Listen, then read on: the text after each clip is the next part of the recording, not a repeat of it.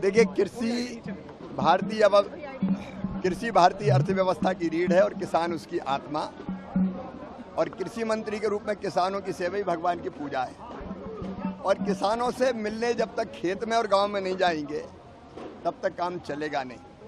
और इसलिए चाहे कृषि मंत्री हो, चाहे वैज्ञानिकों का अमला हो और चाहे कृषि विभाग हो, हमने तय किया कि खरीफ की फसल के पहले किसानों के बीच जाके बैठें, उनसे चर्चा करें और चर्चा करके उत्पादन और कैसे बढ़े, लागत कैसे घटे, वैज्ञानिक उनको भी बताएं।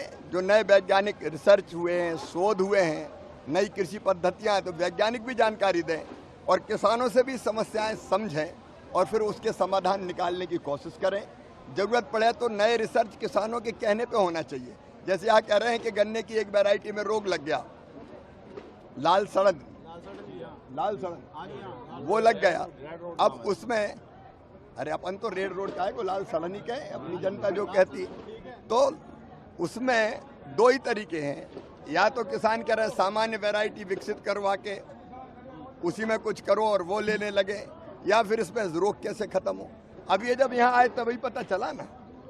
और इसलिए जो चीज़ें आएगी उसके आधार पर रिसर्च होगा, शोध होगा और इनकी समस्याओं का समाधान हो किसान भाइयों का, इसकी कोशिश होगी। यही उत्पादन बढ़ाने का, लागत घटाने का और किसानों की आमदनी बढ़ाने का उपाय है। और इसलिए ये विकसित कृषि संकल्प अभियान प्रधानमंत्री जी की प्रेरणा से चल रहा है। सर, आपने कहा कि कानून बनाएंगे।